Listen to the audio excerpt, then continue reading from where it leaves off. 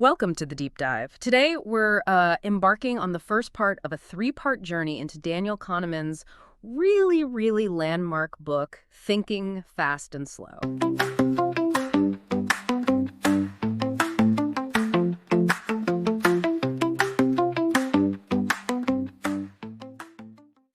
It's such a foundational piece of work. It really is. If you've ever found yourself wondering, why you make certain decisions, sometimes almost on autopilot and other times after really deep, painstaking thought, then this deep dive is absolutely for you. Yeah. This book isn't just a fascinating look into, like, the architecture of our minds. It's Yeah. genuinely groundbreaking work that, well, it fundamentally changed how we understand human judgment and decision-making. Completely. It shifted the whole field. Exactly. So we're going to try and shed some light on how we think, why we think that way, and what that ultimately means for our choices and behaviors, in pretty much every part of life. Hmm.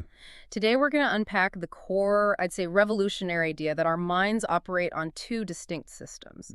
One that's like lightning fast and intuitive, often driven by emotions. Gut feeling. Right. And another that's slow, deliberate, and rational. The real magic, and honestly, sometimes the real challenge, comes when these two systems collide. So, yeah, let's unpack this together. It's such a powerful framework, isn't it? Kahneman, who won a Nobel Prize for this work, alongside his longtime collaborator Amos Tversky, they really, truly revolutionized our understanding of human cognition. They really did. There's been decades, not just identifying, but actually mapping these systematic errors in judgment, what they famously termed biases. Right, the biases. And their work profoundly challenges that sort of traditional view of human rationality. It shows us that our errors aren't just random, isolated mistakes. They're predictable patterns. Predictable, that's the key. Exactly. Patterns that often stem from the very design of our cognitive machinery. It's almost like having a blueprint of how our brains are wired to trip us up. And maybe more importantly, how we can potentially navigate those pitfalls. I completely agree. It's like pulling back the curtain on our own minds, right? Yeah. Discovering this hidden operating system that's just running quietly beneath all our conscious thoughts. It definitely makes you look at your own thought processes very differently. Oh, absolutely. Constantly. So let's dive right into these two systems. Kahneman famously calls them System 1 and System 2. Can you maybe break down this continuous, often invisible interaction for us? Absolutely. So think of System 1 as your mind's automatic pilot. Or maybe it's intuitive superhero, it's the automatic system, and it runs effortlessly, incredibly quickly. Effortlessly is the word. Totally. It's constantly generating impressions, intuitions, intentions, feelings, all without any voluntary control from you. It just happened. It just happens. Right. It's what lets you instantly understand a sentence you're reading or react immediately to a sudden loud noise. Sure. It's really our brain's default setting, always active whenever we're awake, constantly monitoring our surroundings, providing those initial assessments. It's fast, associative, emotional, and honestly, very good at what it does. So it's our gut feeling, our instant reaction, the part of us that just knows without really having to think it through. And then System 2, how does that fit into this dynamic duo? Well, System 2 is what Kahneman calls the effortful system. This is the conscious being you refer to as I. The me that thinks it's in charge. Exactly. The me that thinks. It's the part of your mind that can deliberately direct attention to effortful mental activities. Now, most of the time, it operates in a comfortable, low-effort mode, almost like it's conserving energy. Lazy, maybe. Well, Kahneman calls it lazy later, yeah. But when a task demands focused attention, or maybe when System 1 encounters something it can't easily handle, then System 2 mobilizes itself. Okay. It's what you engage when you need to solve a complex math problem, like 17 times 24. Ugh. Yeah, definitely System 2. Or concentrate intensely on a difficult conversation, or consciously weigh pros and cons before making a big decision.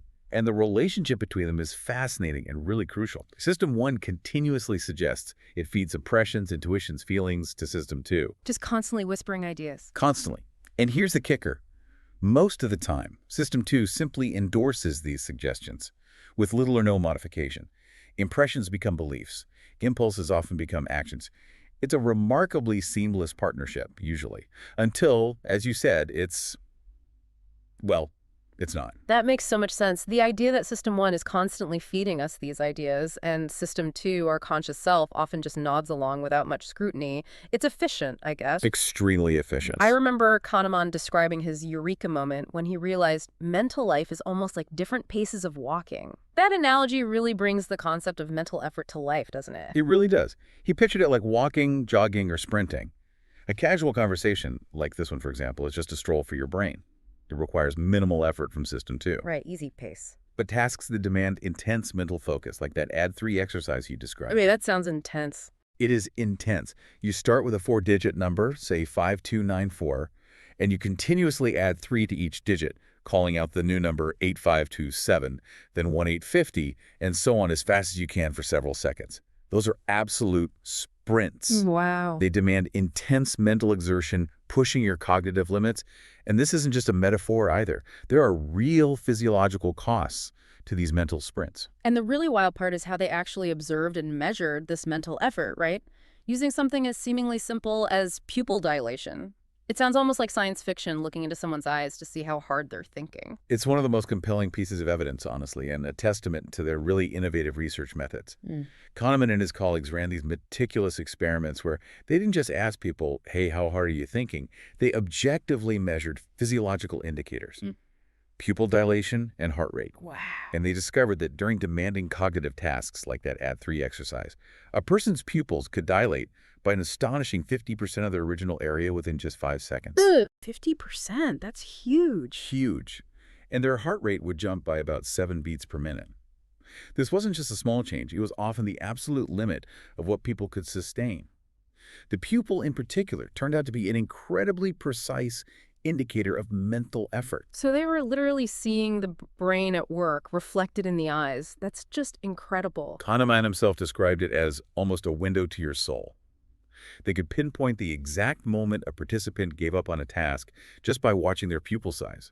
It would just shrink back to its normal state. Whoa. Conversely, during routine conversation or when tasks were easy, the pupil stayed small, indicating minimal effort.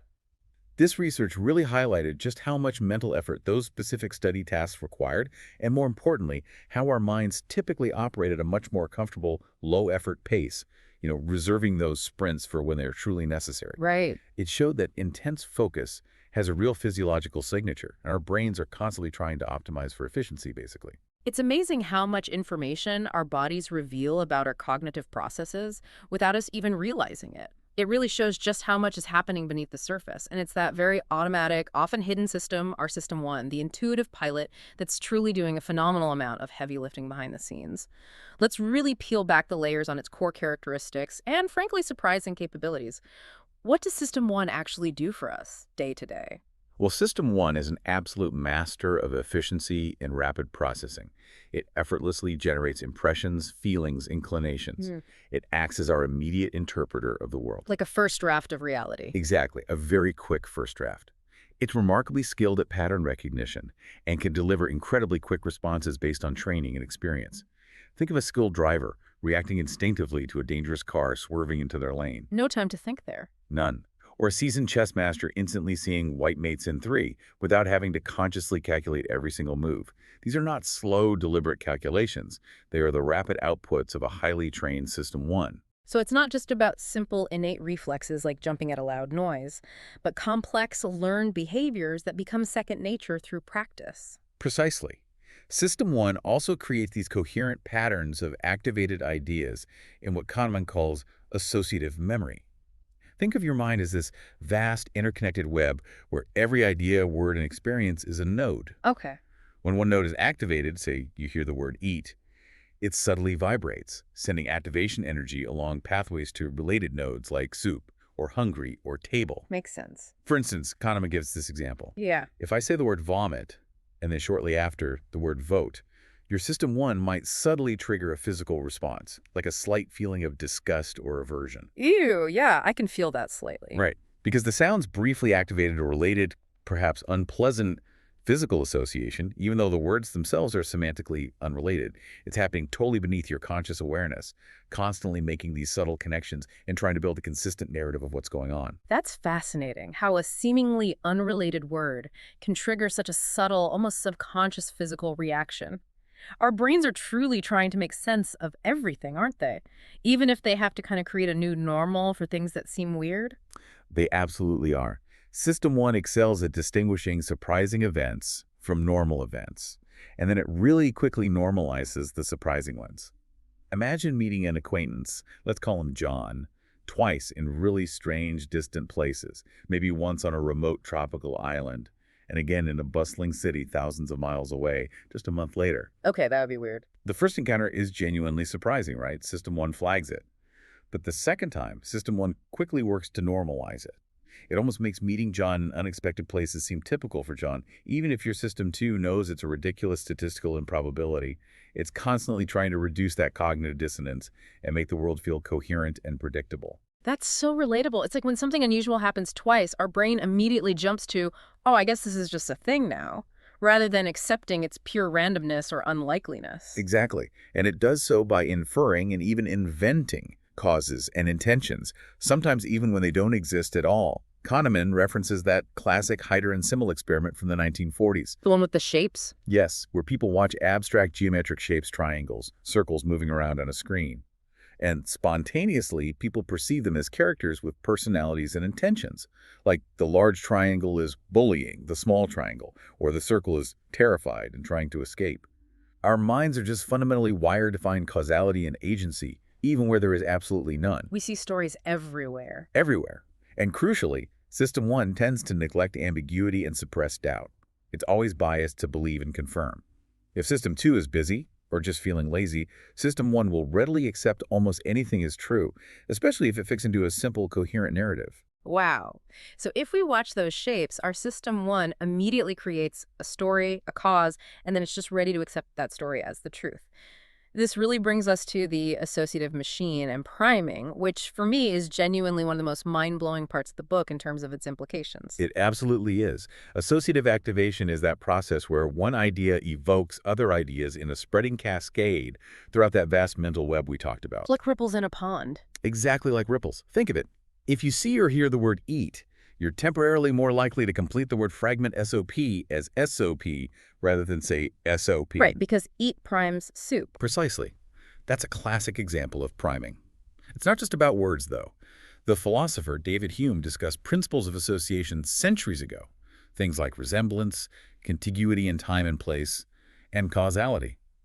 But modern psychology reveals these marvels of priming, demonstrating how mere exposure to a word, an image, or even a concept can unconsciously influence our subsequent thoughts, actions, and even our emotions, often without us having any conscious awareness of the influence whatsoever. This sounds almost, I don't know, manipulative, like we're being subtly nudged and influenced all the time, completely beneath the surface. And it has me wondering, just how powerful is this unconscious priming? Can it really change our behavior? It's remarkably powerful, and that classic John Bark experiment is a perfect, maybe even slightly unsettling demonstration. He had university students unscramble sentences. For one group, the sentences contained words subtly associated with being elderly, words like Florida, bald, gray, wrinkle. Bingo. Okay, subtle priming. Very subtle. After completing this task, they were simply sent to another office down the hall to supposedly do another experiment. But, unbeknownst to them, the real experiment was the researchers secretly timing how long it took them to walk that short distance down the hallway. And just as Bark predicted, the students who had been primed with the elderly words walked significantly more slowly down the hallway than students in a control group who hadn't seen those words. No way, just from seeing words like wrinkle. Just from that. Their behavior was unconsciously influenced by concepts they hadn't even consciously registered thinking about. It's a really profound demonstration that our actions and even our emotions can be primed by events we're not even aware of. It shows how deeply System 1 operates beyond our conscious control. Think about how this might play out in advertising, or political messaging, or even just in the words we choose in everyday conversation. That is genuinely wild. It makes you think twice about the subtle cues in your environment. Absolutely. So how does this incredible unconscious priming relate to something Kahneman calls cognitive ease? What's that about? Cognitive ease is like an internal dial in your mind, ranging from easy on one end to strained on the other. Easy basically signals that things are going well. No immediate threats detected, no major news, no need for extra effort. Everything feels familiar and comfortable. System 2 can relax. Okay, smooth sailing. Exactly. Strained, on the other hand, suggests there's a problem, maybe a conflict, or something unexpected that requires more attention. That feeling of strain mobilizes System 2. Now, this internal dial is connected to a vast network of inputs and outputs, and it profoundly affects our judgments. Critically, cognitive ease leads to some fascinating illusions, particularly illusions of truth. The illusions of truth, how so? When something feels easy to process, maybe because it's familiar or clearly presented or we're in a good mood, we're inherently more likely to believe it's true. Familiarity, for example, is not easily distinguished from truth by System 1. If you hear something repeated often enough, it starts to feel familiar, which breeds cognitive ease, which then gets misinterpreted as a signal of truthfulness. Ah, I can absolutely see how repetition would play a huge role here. Like if I hear a phrase enough times, even if the actual information attached to it is complete nonsense, just the familiarity of the phrase makes the whole statement feel more believable. Precise. You could say, the body temperature of a chicken is 144 degrees Fahrenheit. Now, if I hear that phrase, the body temperature of a chicken, enough times in different contexts, then when I finally hear the full statement with the crazy number, it feels more familiar and therefore somehow more plausible, even though 144 is completely biologically impossible for a chicken. That's exactly it. Frequent repetition, even just of a key phrase within a statement, makes the entire statement more believable regardless of its actual factual accuracy. And it's not just the words themselves. Even superficial things like using high-quality paper for a printed message or using clear, legible fonts or writing in simple, straightforward language can increase the perceived truthfulness and credibility of a message because it enhances cognitive ease. Interesting. So making something feel easy makes it feel true. To System 1, yes. Conversely, research shows that using pretentious, overly complicated language, trying to sound smart, can actually backfire. It induces cognitive strain rather than ease, and System 1 might interpret that strain as a sign of poor intelligence or low credibility in the communicator. That's actually a great piece of advice for anyone trying to communicate clearly. Keep it simple, make it easy to digest. It also makes you wonder about the impact of things like, deep fakes or online misinformation, where the visual or auditory ease of processing makes something feel instantly true, even if it's completely fabricated. How does our mood play into this cognitive ease? Does being happy make us more gullible? Mood is a profoundly significant factor, yes. A good mood generally enhances cognitive ease. It makes us feel more intuitive, more creative, and yes, unfortunately, often more gullible. Oh. When we're feeling happy and relaxed, System 2's control tends to loosen. We become less vigilant, less critical, and more prone to just accepting System 1's suggestions at face value, which can lead to more logical errors. Conversely, a bad mood tends to trigger cognitive strain. It puts us on alert, prompting vigilance, and a more analytic, effortful approach from System 2. This makes perfect sense from a biological perspective. A good mood often signals a safe, secure environment so we can afford to let our guard down and be more open and intuitive. A bad mood, however, suggests a potential threat or problem in the environment, requiring greater alertness and critical scrutiny for survival. That perfectly describes why I might be more likely to click on a dodgy link in an email on a really relaxed, happy Friday afternoon versus a stressful Monday morning. My System 2 is just checked out. Yeah. And speaking of jumping to conclusions based on limited info, Kahneman introduces this absolutely crucial concept. What you see is all there is, or WYSIA. It's a bit of an awkward acronym, but it encapsulates a huge principle about System 1. WICID is absolutely a cornerstone of System 1's operation, and it explains a tremendous amount about human overconfidence. It basically means that System 1 constructs these remarkably coherent stories purely from the information that is immediately available to it at that moment. It doesn't care about the amount or the quality of that data. It doesn't pause to think, is this enough info? Not at all. It doesn't actively seek out missing information, nor does it even register the absence of information very well. It simply uses whatever's present to create the best possible, most coherent narrative it can. And crucially, it delivers that narrative with great cognitive ease, making it feel complete and true, even if it's based on scraps. So it's not asking, what else do I need to know here? What perspective am I missing? It's just, okay, based on these two facts, what's the best story I can tell right now? Precisely. Think of the Mindic leadership example Kahneman uses. If you're asked, will Mindic be a good leader? She is intelligent and strong. Your System 1 probably jumps instantly to yes. Yeah, sounds good so far. It crafts the most positive story possible, just from those two very appealing adjectives, delivering that initial positive impression with absolute cognitive ease and no sense of discomfort or incompleteness. Your System 1 is not waiting around for more information. This is true even if the very next two words describing Mindic might be corrupt and cruel. Ouch. While your System 2 could theoretically revise that initial positive impression once it gets that new contradictory information, there's no inherent urge or mechanism within System 1 to actively seek out that potentially disqualifying information in the first place. And this tendency, this WYSIOD principle, often leads to a profound sense of overconfidence, right? Because System 1 is so good at creating a story that feels complete and coherent, even if it's built on just a tiny sliver of the full picture. Yep. Exactly. Overconfidence is a direct result. Kahneman cites a legal scenario involving a fictional case, David Thornton versus Thrifty Drug. Participants were given background and then arguments from only one side. Even when explicitly told the evidence presented was deliberately one-sided, they still drew remarkably firm conclusions about guilt or liability. Why? Because System 1 operates solely on what's immediately visible and available, crafting a coherent story from that, regardless of the known limitations. Wow. This principle profoundly affects our judgment every day.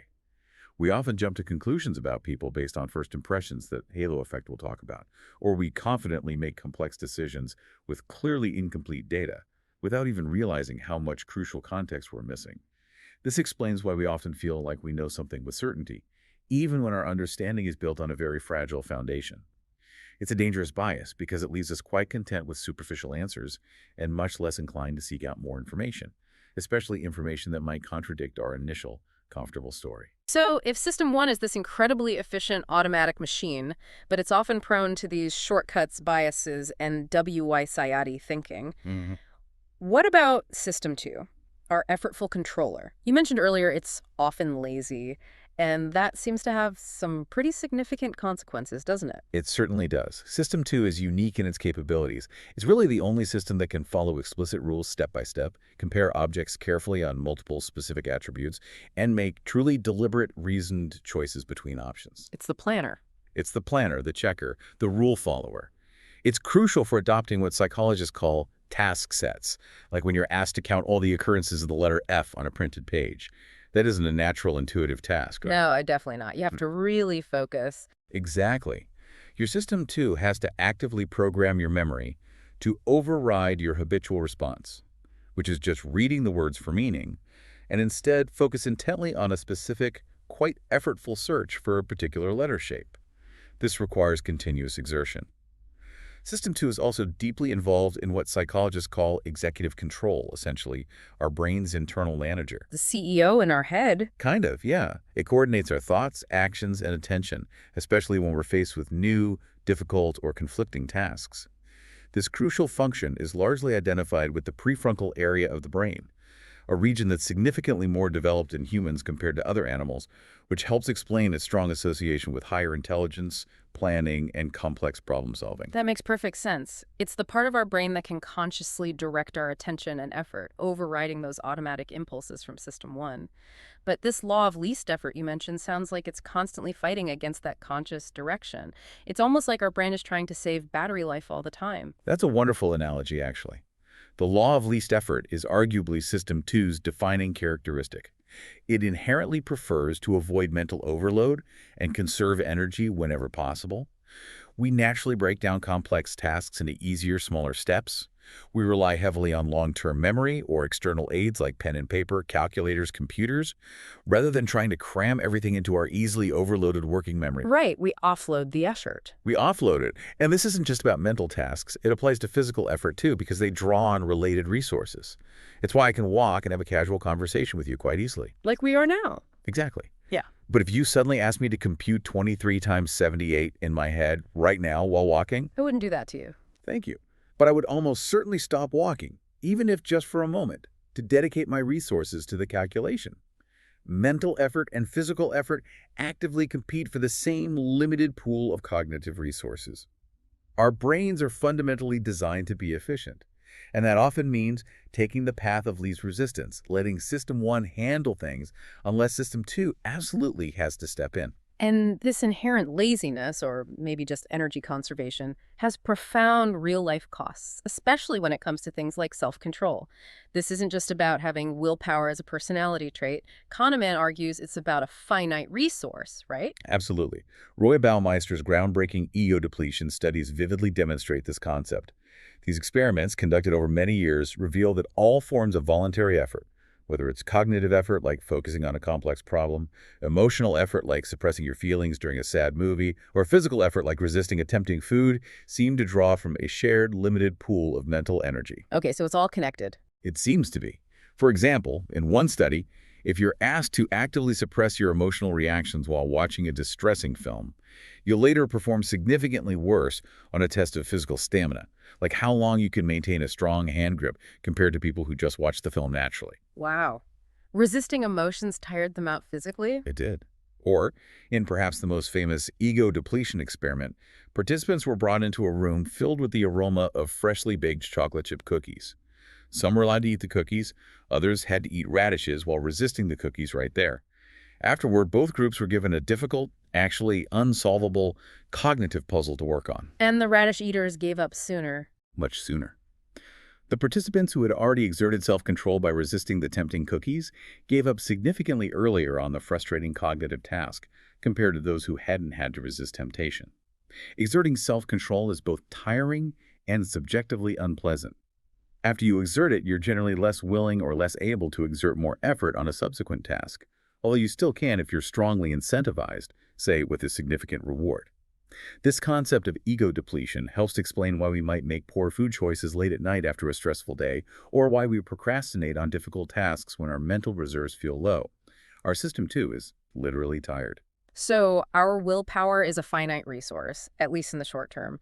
And using it up on one thing means there's less available for another. And that depletion means System 2, our lazy controller, is even more likely to just go along with System 1's initial, often biased thoughts and impulses. Precisely.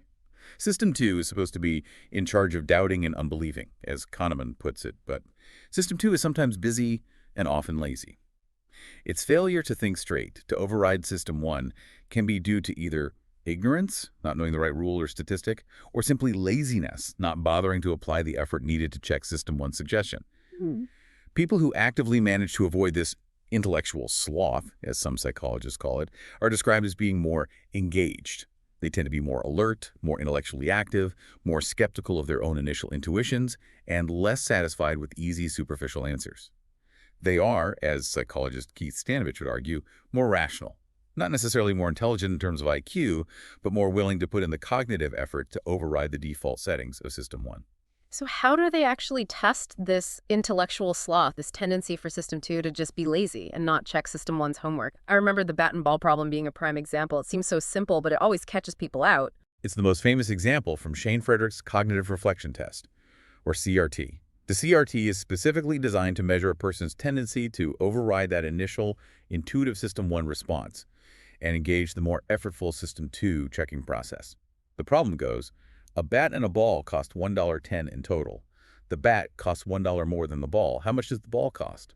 Okay, my System 1 immediately screams 10 cents. It just feels right. Exactly. That's the intuitive, compelling, but incorrect answer that System 1 suggests almost instantly. A lazy or depleted System 2 simply accepts this intuition without bothering to do the simple math check. But if the ball is 10 cents, the bat is $1.10, and the total is $1.20, which isn't $1.10. Okay. Right. The correct answer, which requires engaging System 2 to check the math, is 5 cents for the ball. Then the bat costs $1 more, which is $1.05. Together, $1.05 plus 5 cents equals the required $1.10. It's a simple algebraic check, but one that a surprising number of people, even very smart people, fail to perform because they rely on the easy, intuitive answer. And what does scoring low on this test, getting caught by System 1, reveal about people more broadly, beyond just their ability to do that quick math puzzle?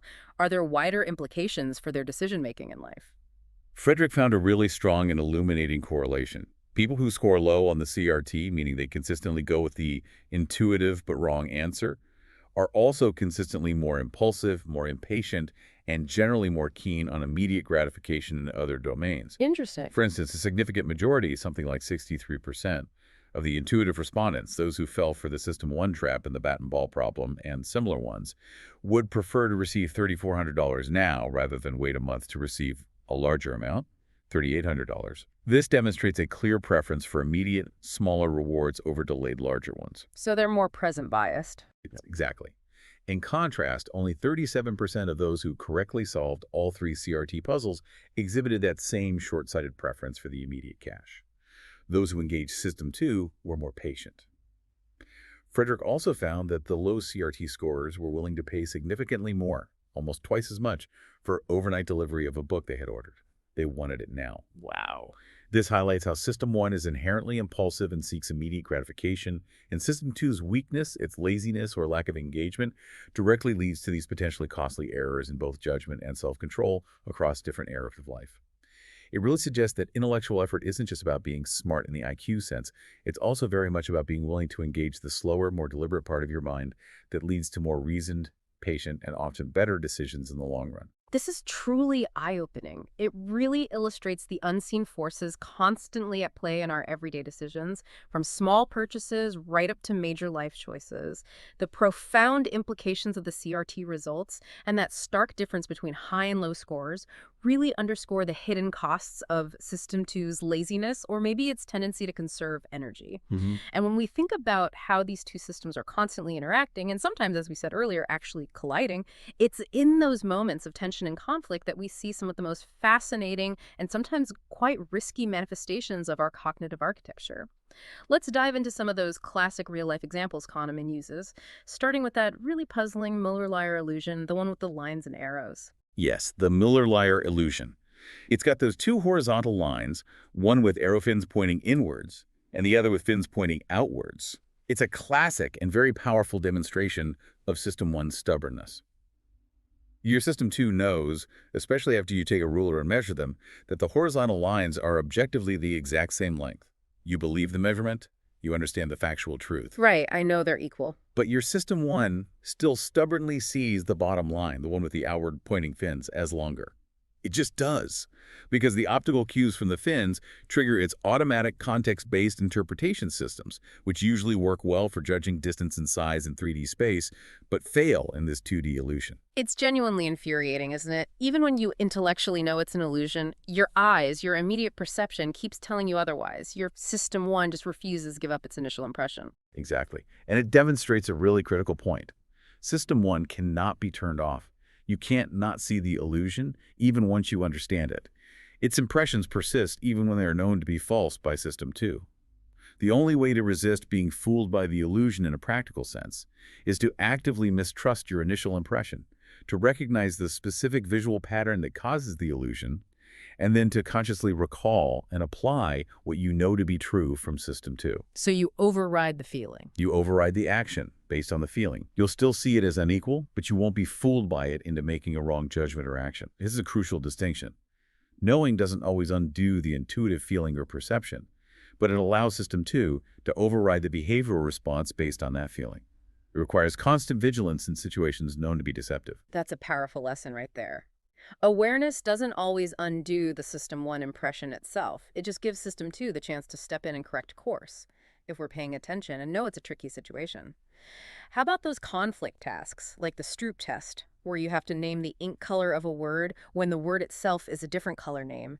They're surprisingly exhausting. They really are, and they perfectly illustrate that continuous interplay and the significant mental effort required for System 2 to override a strong, automatic System 1 response.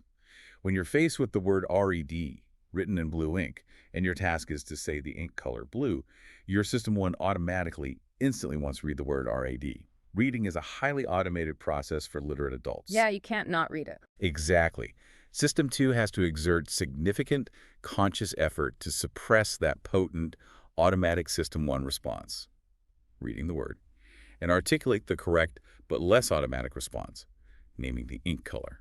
This creates a clear cognitive conflict and measurable strain. It slows you down, increases errors, and even causes a feeling of frustration or difficulty. It's a direct, measurable battle between an automatic, habitual response and an intended, effortful task, vividly showing System 2's executive control in action and the cost of that control.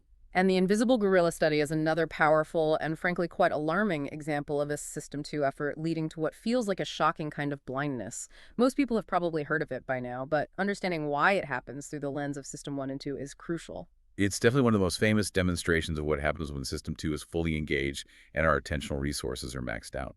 In the original study by Chabris and Simons, participants were asked to watch a video of people passing basketballs and count the number of passes made by the team wearing white shirts, a task requiring focused attention, engaging System 2. Okay, seems straightforward enough. While they were intently counting, a person wearing a full gorilla suit walked directly into the middle of the scene, stopped, faced the camera, thumped its chest, and then walked off. The whole thing lasted about 9 seconds. So super obvious, right? You would absolutely think so. Yeah.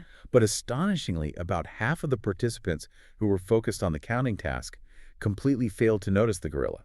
They were literally staring right at it with wide open eyes, yet they had no conscious awareness of it afterward.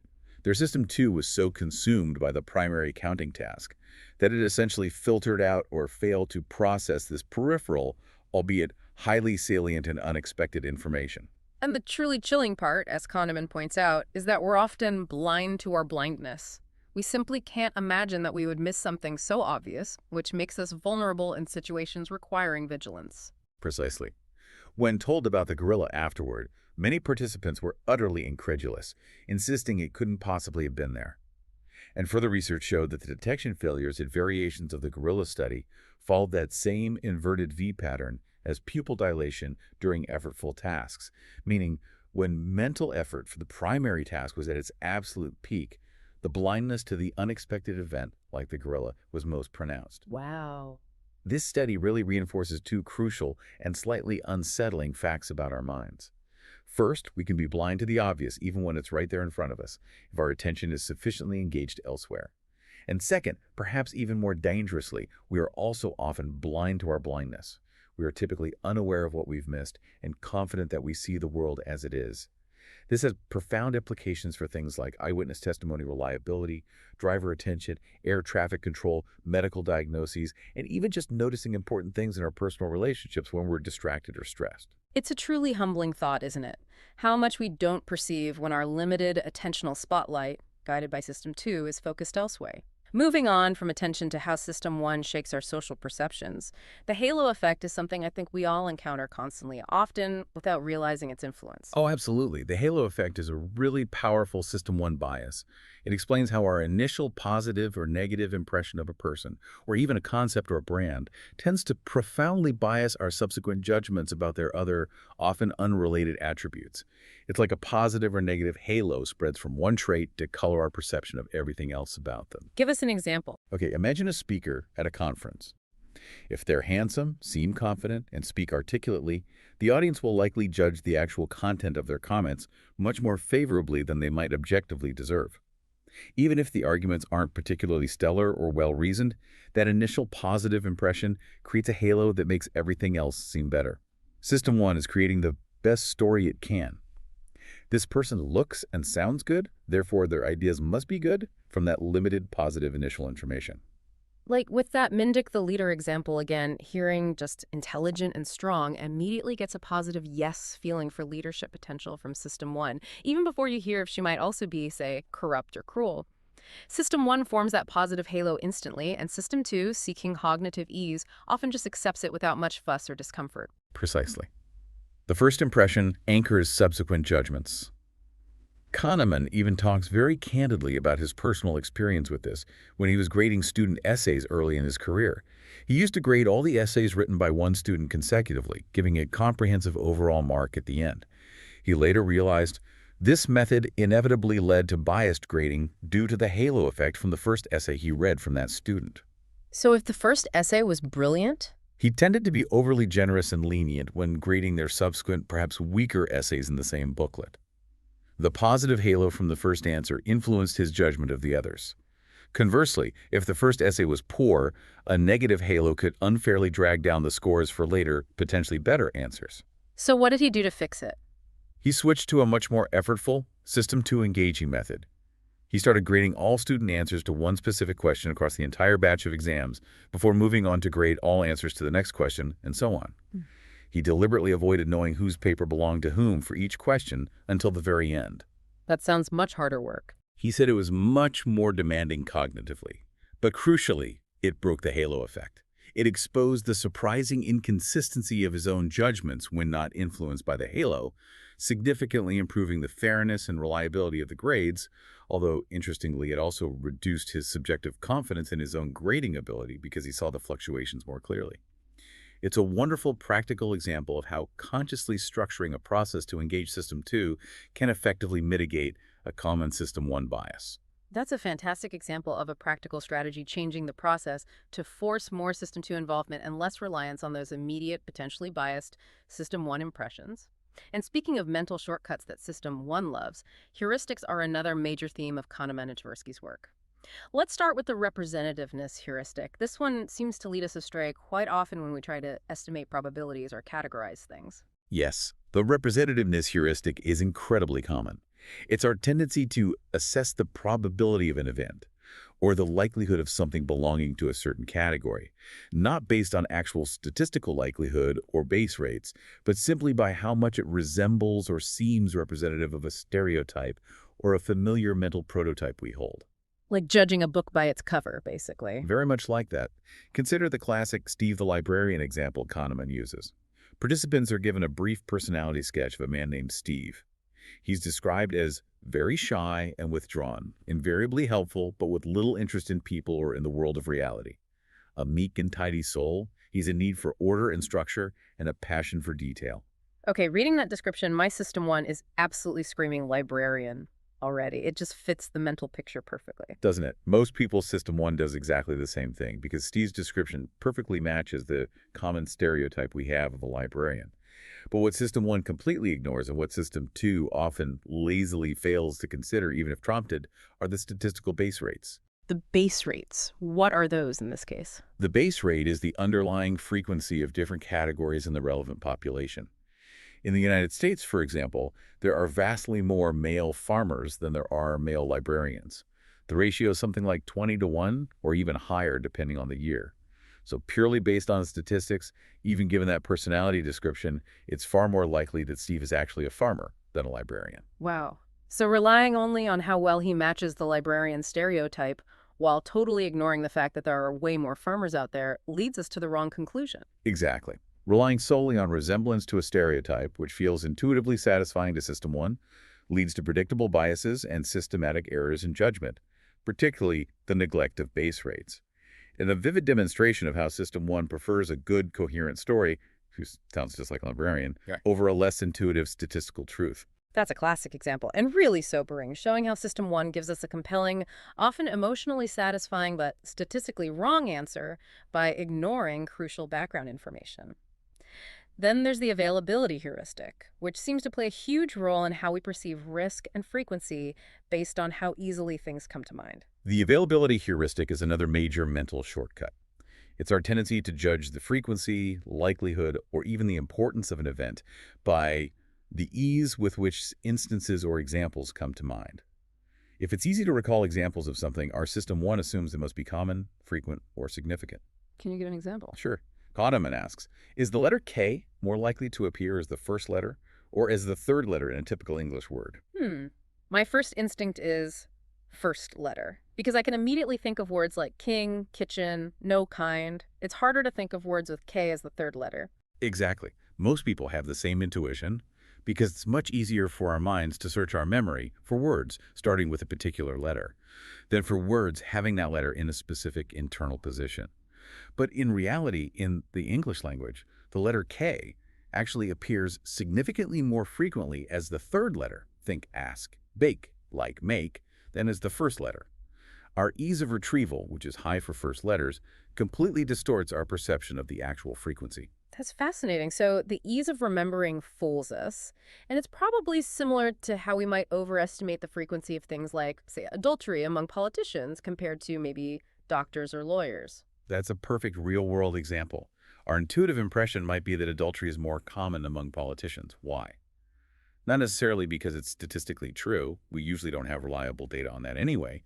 but because instances of politicians' transgressions are far more likely to be reported sensationalistically and repeatedly in the media. Right. They become highly available in our memory. Precisely. Those vivid, frequently reported stories are easily retrieved, creating a strong sense of availability, which System 1 then misinterprets as high frequency or probability. In contrast, similar transgressions by doctors or lawyers are far less likely to make national news, so instances are less available to our memory, making the behavior seem less common in those groups. And this has huge implications for public perception of risk, too, right? Absolutely enormous implications. Media coverage of dramatic, shocking, or highly emotional events, think plane crashes, shark attacks, terrorist incidents, or even the prolonged, intense coverage surrounding the death of a public figure like Michael Jackson, which Kahneman mentions dominated every TV channel for Sure. weeks, makes these events incredibly salient and readily available in our collective consciousness. So they seem more important or frequent than they actually are, statistically? Exactly. They loom large in our minds, making them appear much more common or significant threats than more mundane, but statistically far deadlier risks, like diabetes or car accidents caused by texting. This powerfully demonstrates how System 1's processing, heavily influenced by the availability of vivid information shaped by media choices, impacts not just our individual beliefs and fears, but also shapes collective public opinion, consumer behavior, and even public policy decisions about where to allocate resources. It really highlights the power of media narratives. Kahneman even notes it's a key reason why authoritarian regimes exude so much pressure on independent media.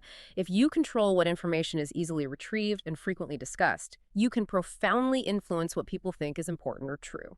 It's a fundamental mechanism of manipulating public perception, leveraging the availability heuristic. That's a really crucial insight for understanding public discourse and even navigating our own personal fears and anxieties. Our brains just aren't naturally statistical calculators, are they? Which brings us nicely to System 1's profound struggle with what Kahneman calls causal versus statistical thinking. No, they really aren't statistical machines. System 1 is inherently powerfully adept at finding causal connections. It loves a good story with a clear cause and effect, even when the connection is entirely spurious or just random chance. It actively seeks out causes. Give us an example of that. Okay, Kahneman uses the example of studying the incidence of kidney cancer across different counties in the United States. Researchers find that the counties with the very lowest rates of kidney cancer are mostly rural, sparsely populated, and typically located in traditionally Republican states in the Midwest, the South, and the West. Okay, so my System 1 immediately starts generating potential causes. Maybe it's the clean living, the fresh air, less stress, maybe something about the diet in rural areas. Exactly. System 1 immediately jumps to a plausible causal explanation. Clean living, healthy rural lifestyle, maybe even something tenuously linked to conservative values somehow leads to lower cancer rates. It sounds like a perfectly reasonable, coherent story. But there's a catch, I assume. What's the statistical truth that System 1 misses? The statistical truth is far less dramatic, far less intuitive, and has nothing to do with lifestyle or politics directly. The key factor driving this observation isn't ruralness itself, but the small population size of these counties. Rural counties, by definition, have small populations, and statistically speaking, small populations, purely due to random chance and sampling variability, are far more likely to yield extreme outcomes, both extremely high rates and extremely low rates of things like cancer incidence compared to the national average. Ah, so it's just random variation being more pronounced in small samples. Precisely. If you then ask, okay, which counties have the very highest rates of kidney cancer? You'd find that there are also disproportionately rural, sparsely populated counties in similar states. It's a purely statistical phenomenon related to the sample size. Small samples lead to more variable and extreme results, both good and bad. But System 1 struggles intensely with these merely statistical facts. It's always searching for a narrative, a direct cause, and will readily invent false ones to explain what are simply random fluctuations or statistical artifacts. This reminds me so much of that fantastic flight instructor story from the book. It's such a perfect, almost heartbreaking illustration of how easily we misinterpret randomness and then draw completely wrong causal conclusions based on our experience. Ah, yes, that's a brilliant and very telling anecdote. Kahneman was teaching Israeli Air Force flight instructors about principles of effective training, explaining research showing that rewards for improved performance are generally more effective for skill learning than punishing mistakes. Makes sense. Positive reinforcement. Right. But a seasoned, respected instructor in the class pushed back strongly. He said, "With all due respect, sir, what you're saying is the opposite of my own experience. I've often praised cadets enthusiastically after they perform an exceptionally smooth maneuver. And typically, on their very next try, they do worse. But when I scream and yell at a cadet for executing a really bad maneuver, on their next try, they usually do better. So please don't tell us that reward works and punishment doesn't, because the opposite is the case." Which, you have to admit, intuitively makes perfect sense based on his direct, repeated personal experience and observations. He saw a pattern. Absolutely. His conclusion was perfectly logical from his perspective, but what was the statistical reality at play that his System 1, focused on cause and effect, was completely missing? It was a classic textbook case of what statisticians call regression to the mean. Think about it. When did the instructor praise a cadet? Only when their performance on a maneuver was exceptionally good, far above their usual average. Okay, so they probably just had a particularly lucky or good attempt. Exactly. They were likely performing temporarily above their normal skill level. What's most likely to happen on their next attempt, regardless of praise or punishment? Their performance will naturally tend to regress back down toward their personal average level. It will likely be worse than the exceptional one, making the praise seem ineffective or even counterproductive. And conversely, when he yelled at them, He only yelled when their performance was unusually bad. Maybe they were having an unlucky attempt, performing well below their average skill. What happens next? Their performance will also naturally tend to regress back up toward their average anyway on the next try. It will likely be better than the terrible one, making it seem like the shouting worked and caused the improvement. wow, so he was completely misattributing the cause. He thought his praise made them worse and his yelling made them better, but really it was just the statistical tendency for extreme performances to be followed by more average ones. Precisely. He incorrectly attached a causal interpretation, "my yelling worked," to what were essentially random fluctuations around each cadet's average performance level. Our minds, especially System 1, are powerfully biased toward finding and believing causal explanations and struggle profoundly with understanding and accepting mere statistics or the role of randomness. We often invent false causes for what are simply random events, regression effects, or natural variations over time. That's a truly profound point, and one that feels incredibly counterintuitive even after you hear the explanation. We're just always looking for a story, aren't we? A reason why. It's truly difficult for our System 1 to really grasp that much of what we observe in life, especially short-term fluctuations, is simply random or a result of complex statistical interplay rather than a direct, simple cause and effect. And that fundamental inability, or perhaps unwillingness, to truly internalize basic statistical principles like regression to the mean or the powerful effect of sample size on outcomes means we consistently make predictable errors in judgment across many domains. We misinterpret short-term trends in business or the stock market.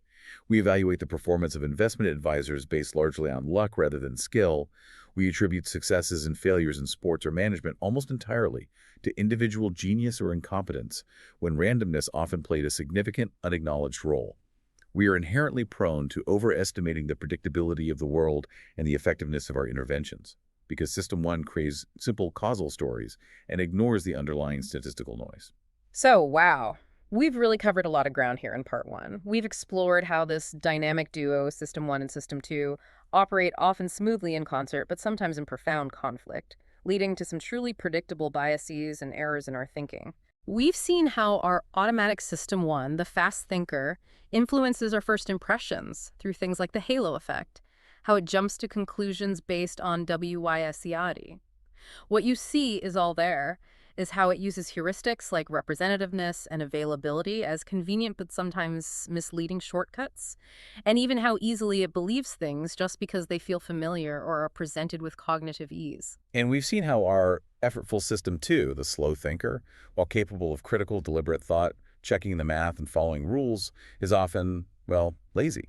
It gets depleted by effort and self-control, it struggles with statistics, and it's often simply overwhelmed or bypassed by the sheer volume of confident, intuitive judgments and suggestions constantly generated by System 1. It's like we're operating with this incredibly powerful, fast, intuitive system that provides us with an instant, coherent story of the world. Even if it's sometimes wrong. Right. And then there's a slower, more deliberate system that could step in and override it, but often doesn't, either through simple energy conservation or distraction or exhaustion. Understanding this fundamental dynamic, this basic architecture of our minds, is really the absolute first step toward cultivating better judgment and maybe making slightly more informed, rational decisions. Exactly, because as we saw so clearly with illusions like the Miller-Lyer lines, those powerful System 1 impressions can persist even when our System 2 intellectually knows they are wrong. Hmm. The ongoing battle isn't really about trying to turn System 1 off. You can't, and you wouldn't want to. It does too much good work. It's more about learning to recognize its influence, understanding its predictable biases, and knowing when it's particularly important to slow down and deliberately engage the effortful scrutiny of System 2. That seems like the perfect place to pause for today. That's a wrap on part one of our deep dive into thinking fast and slow. We've laid some really crucial groundwork, I think, by exploring how System 1 and System 2 fundamentally shape the very foundation of how we think, and why understanding this internal dynamic matters far more than we often realize in our daily lives, affecting everything from how we process news headlines to how we interact with the people around us. It really touches everything. It does. In our next deep dive, part two, we'll dig even further into some of the really fascinating consequences of this two-system model. We'll look at the surprising illusions of intuition, the hidden traps of overconfidence that stem from WYSA 80, and explore more heuristics and biases to understand precisely how and why our judgments so often mislead us, even when we feel absolutely certain. Lots more counterintuitive findings to come. Definitely. So make sure to subscribe to the deep dive wherever you get your podcasts so you can join us for part two. Until then, stay curious, keep observing your own thoughts, and maybe keep questioning not just what you think, but how you think.